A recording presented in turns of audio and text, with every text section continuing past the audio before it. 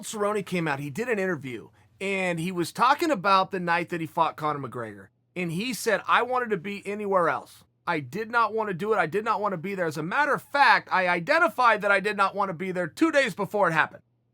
The day of the press conference, before I even made weight, let alone how to walk through the curtain. A lot of people read that and didn't know how to interpret it. And a lot of people also thought that that is going to be the end of Donald Cerrone. They've never heard a fighter talk this way. Guys, this is the monster in the closet of every fighter you've ever seen. This is in the monster in your closet. We all as human beings have something about us, within us, that we wish wasn't so. So our way of dealing with it is to deny it. That's a very real thing. And nobody's wrong to do that. But for Cowboy to do the opposite is actually empowering. Guys, it's like any addiction. If you want to beat the addiction, step number one, you have to admit that you have a problem. It's step number one. And when Cowboy comes out and he's so openly admitting it, he's actually empowering himself. Now, this is a guy who's dealt with this privately for his entire career. But I can tell you, as somebody that had the same career as Donald, that's just what we deal with. And you push through it anyway. They will ask you every day on fight day, are you ready? And you'll always say yes, but the truth is, I'm never ready. At some point, it's my turn. Come and get me and play my music through the speakers and I'll make that walk. That's the way this works. What happens after that? You hope that your training takes over. You hope that your experience takes over. But I will tell you, it's not a problem that you just have on day number one. New atmosphere and this looked like a cool thing to do. And now I'm rethinking it. Oh boy, they just shut a cage door. What the hell am I doing in here? It is something you'll feel on day one. I'm just sharing with you, it doesn't go away on day two. And when you're in Donald Cerrone's spot, who's got 11 different records, 9 of which arguably will never, ever be taken away. Ever will he even lose. When you have a guy who's fought for world championships and main events and co-main, done all of these great things in the sport, he's going to have to deal with that every time he goes out there. And if there's any part of Donald Cerrone that thinks with time or with experience or with harder training or that this is going to go away, that's the only part that Donald is going to sadly learn. No, it's not. It's never going to go away.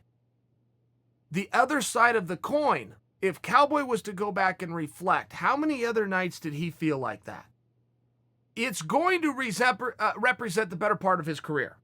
But if he goes back and looks at his career and looks at his record and looks at his bonuses and looks at the 11 different records that he had to compete feeling that same way. Now that becomes the trick. A fighter will never wake up. I'm using fighter, a person. All of you can use this. Don't think you have to be a fighter. This is isolated to this. I'm just saying fighter because it's kind of a fight show, right? A fighter will never be able to overcome that. But here's the good news. As bad as that feeling is, to wake up and go, I don't want to do this. Oh, what did I agree to this for? Can we just move this? Could this be last week or could this be a week from now? Anything would be better than the fact that this is going to happen in a matter of hours. As much as you don't like that, that's also the edge. And if Donald was to go back and look at some of his most prized performances, I would argue Barboza would be one of those. I would argue those 5 rounds with Al Iaquinta where he was just on fire. I would argue his night with Rick Story. If he was to go back and look at those performances that were masterful, that put him on the map, that made everybody want to stop what they're doing, that made people want to go out and buy Cowboy t-shirts, he felt the same way before those fights. The only difference is when you get the result that you aren't looking for, you tend to remember that feeling. When you get the result that you are looking for, you tend to look back and just go, okay, everything went great. All the training was great and the sleep was great and the preparation was great. I mean, it must be because look at this great result. That's not the way it works. You're generally going to have that same apprehension every single time. You're generally going to have that same thing on your back. You're going to start to feel the pressures and the anxieties. You're going to start to think about the guy across from you. You're naturally going to default that he prepared better than you did. You're not going to know what he did to prepare. You're not going to have any idea who he trained with, how he trained, how many weeks he did it, what he ate, what he said. You're going to have no idea, but you're going to just decide that he deserves this more than I do. He looks calmer than I feel inside. He looks more confident. You're always going to become your worst enemy. It'll happen in the back. You could have ran 5 miles every single day in training camp, And you'll just wish to God in heaven above that you would have ran 6. If I only would have ran, next time I'm going to run 6. There's nothing you can do where you're ever going to feel confident. Ever. And that day that you do think that you have confidence, you're going to lose your edge. It's going to happen every single time. When I go back and I read this Cowboy interview, and I watch people going, ha ha, I knew it, he wasn't shy, I called it. Okay, maybe you did, maybe you didn't. But the one thing that Cowboy isn't revealing to us, he's going to feel that same way for this Pettis fight. He felt the same way that he fought Pettis before. He's going to feel the same way in his next fight. Your approach is just your approach. You're a human being. You cannot control your emotions. As much as people want to be jerks and go write books about control your emotion, how?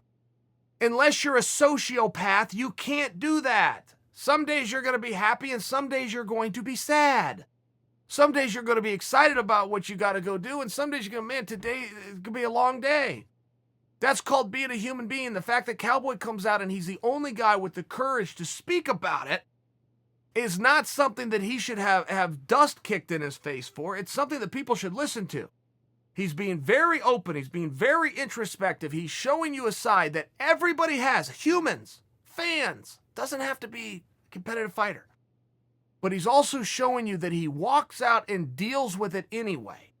And sometimes you get the result you don't, and sometimes you don't. Look, you got a 50-50 chance in there, okay? It's not the world's greatest odds. Sport lives in Vegas. The house always wins. We understand that. But Donald is letting you in on something that is very real. And it is not something he should be teased for. It's something he should be applauded for.